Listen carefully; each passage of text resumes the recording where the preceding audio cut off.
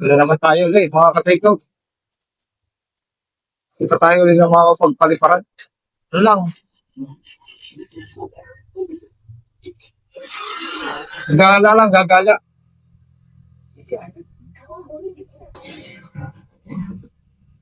Pupunta tayo sa... Parang may gusto akong puntahan eh. Gusto kong matarget yung sa kabilang isla.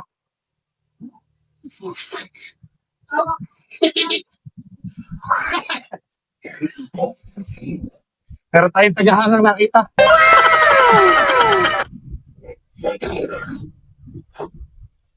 Tinatanong tayo kung magpapalipad daw tayo.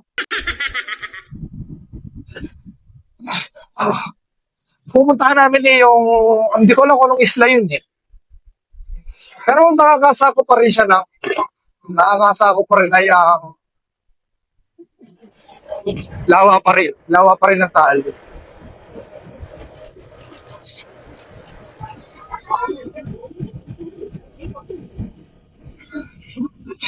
Ay, nako.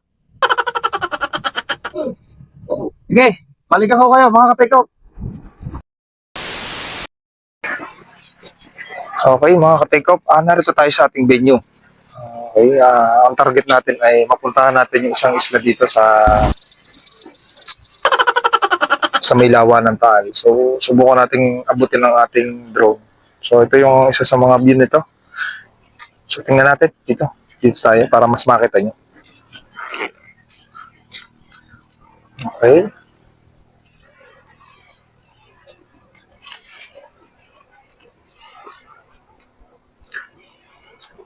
So, ito pupuntahan natin ito. Ito maganda to. Ito, turo ko sa inyo kung saan yung ating target na wala kung pwede dito. Baka di kaya private dito. So, tingnan po natin dito. Nag-aalangan kami. Baka mamaya bawal pala dito sa pwestong to.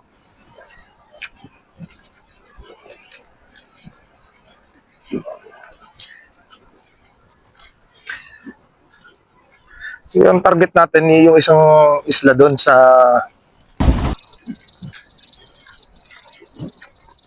doon sa kabilang yun. What? Wala kung pwede dito eh.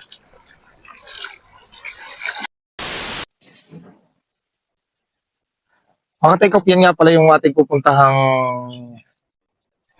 ating target pala natin, target, hindi pupuntahan. So, ang ating papupuntahin natin dyan ay ang ating drone dyan sa islang yan. So, subukan natin kung makakaabot dyan, kung kakayanin ng ating drone.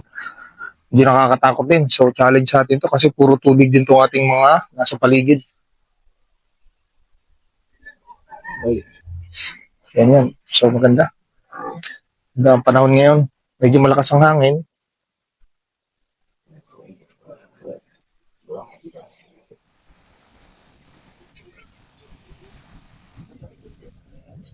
So, tingnan natin ka-take off. So, let's go mga ka-take off. Subukan na natin. Tuloy ang plano. So, hintayin lang natin na magkaroon tayo ng signal. So, ang ating RC signal ay nasa 5. So, palitan natin ang ating gawin nating 1080p lang. 25 FPS. Pwede na yan. So, okay. Magkakaroon na tayo ng point updated na tayo mga ka-take off. So, take off permitted tayo. Siyempre, ating itetest ang ating drone uli.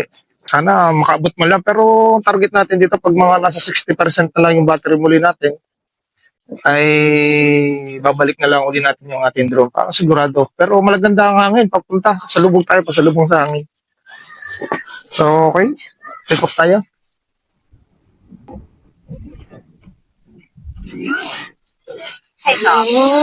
Lahat ang hangin. Okay.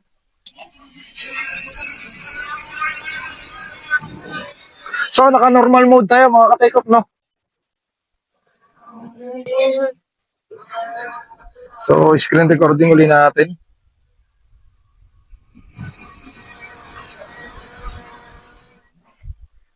Sa screen recording.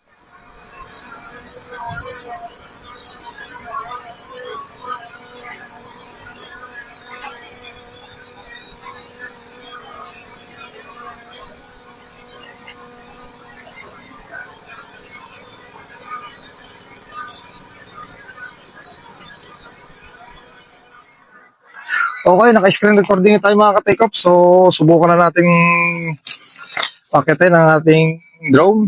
Palit pa rin. So, let's go tayo. Let's go.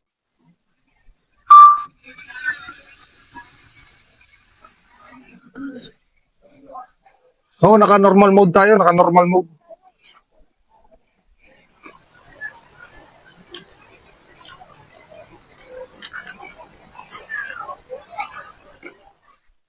%95% ang ating battery. So, hindi ko alam kung anong isla yan pero ang pagkakaalam ko kasi ito ay isla ng Napayong, Barangay Napayong ba ito?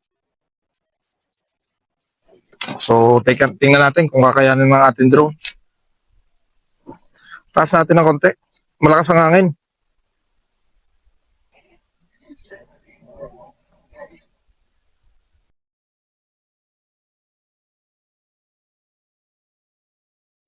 Kahit mga 50 meters. Ang layo. Okay, 51. Subukan natin. Naka-normal mode tayo nito mga ka-take off. So, tingnan natin. Medyo malayo pala to. No? Natin alam kung kakayanin ng ating drone maabot yan.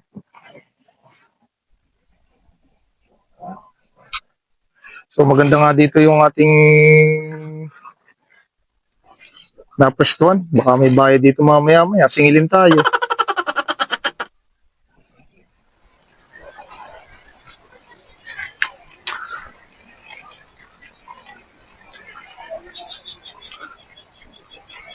Okay.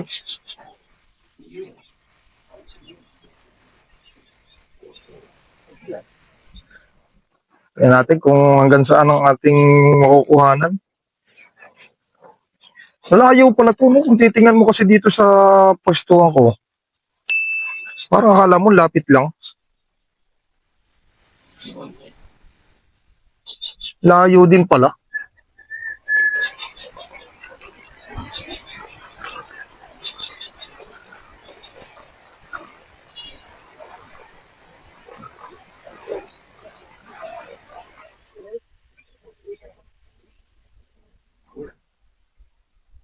So maganda pa rin yung ating RC signal, nasa 6. Ang ating satellite ay nasa 28. 83% ng battery. Pero itong kagandahan dito, sumasalubong tayo sa hangin kaya hindi tayo ganong kakapusin yan mamaya pagka yan ay binak na natin yung ating drone. Basta pag nag 60% or 55%, pwede na siguro. Balik na natin yung ating drone. Okay, nasa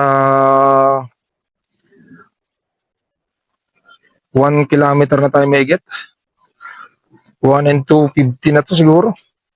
Okay. So yung ating huling test nga pala, kinaya nga pala nito yung 2 kilometers and 600 meters. So sana tingnan natin kung kakayanin abutin. Layo pala talaga to. RC signal natin medyo kinakapos. Pagka lahat medyo kinapos tayo sa mga signal natin, sa RC signal or kaya dito sa ating satellite. Yung satellite maganda eh. Yung RC signal natin na lang ang ating problema dito. Mamaya maputulan tayo ng ng signal. Tignan natin yung mapa natin. Saan na ba tayo?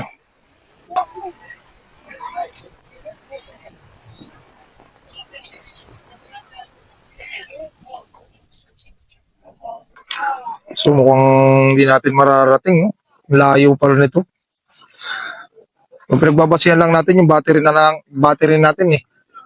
Ayoko naman magpaiga ng battery habang nagpapalipad.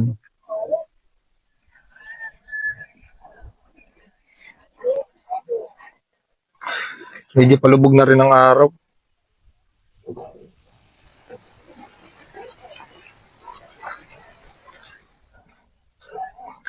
So, nasa 1.8.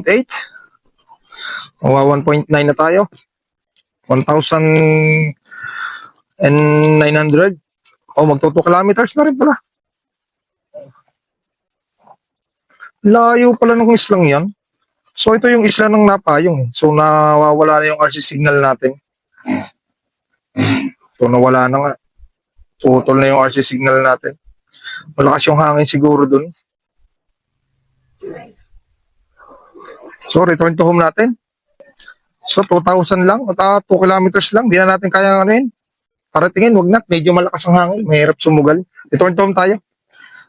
So, tingnan natin muna yung view dito. Baka makakakuha tayo ng ilang view. Yan.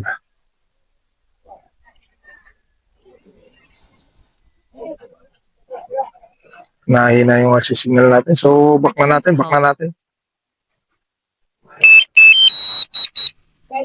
Return to home. Okay, return to home tayo mga ka-take off. So, hindi natin na-meet yung ano. So, 2 kilometers and 88 meters lang yung ating naabot. So, hindi natin kailangan sumugal dito sa pagpapalipad na ganito. Ito na may sinubukan lang natin. Akala natin napakalapit ng ating pupunta ng ating pagpapalipar ng drone. So, yun yung isla ng Napayong. Layo din pala. So, kukulangin. Mga siguro, nasa 5 kilometers siguro yung layo nito.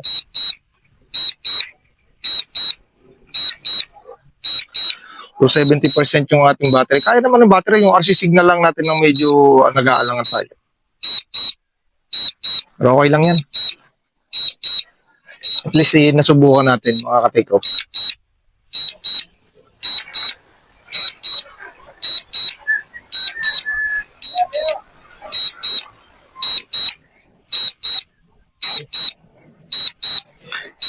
Medyo padilim na rin.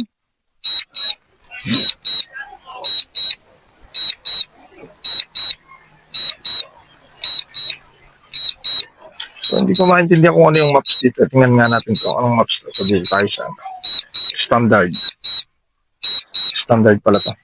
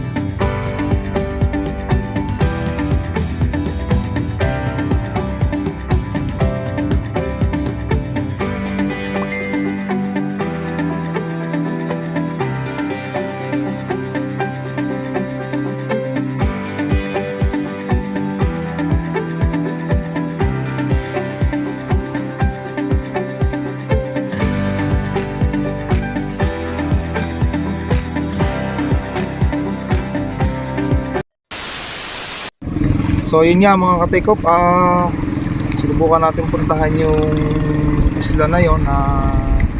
Sa pagkakalam ko yun yung barangay Napayong. So nakakasako pa rin diyan Tanawan. So sinubukan natin, medyo nawalan tayo ng signal ng RC signal natin, pero at least kahit paano tinesting pa rin natin kung hanggang saan ba yung maaabot ng ating drone. Akala nyo lang medyo malapit ng isla pag narito kayo nakatingin dito. Akala nyo malapit, layo pala, pero 2 kilometers, pero parang ang layo pa kung titingnan nyo doon sa ating monitor. So yun lang mga katekop, maraming salamat sa inyo sa inyong panonood. So sa susunod, manood pa ulit kayo ng mga uploading videos natin. So yun lamang mga katekop, salamat.